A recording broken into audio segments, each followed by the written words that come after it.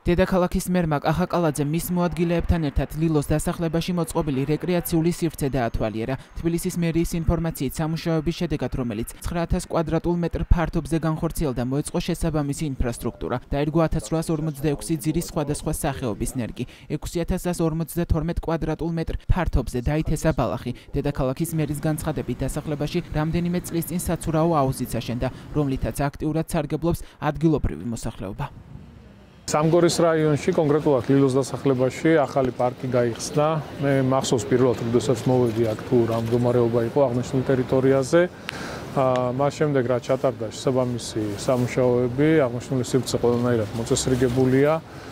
პროექტის ფარგლებში დაიდგო ნარგავები, ახალი მცენარეები, ბავშვებისთვის გაჩნდა შესაბამისი სივრცე, სადაც დამონტაჟდა შესაბამისი ატრაქციონები, მოეწყო საფეხმავლო ბილიკები, ახალი განათების ბოძები LED სანათებით, სარწყავი სისტემები, ყველანაირად მოწესრიგებული სივრცეა და ძალიან მაგარია იმ თვალსაზრისით, რომ აქვე არის ორი ძალიან დიდი სკოლა, ერთი საჯარო, ერთი კერძო.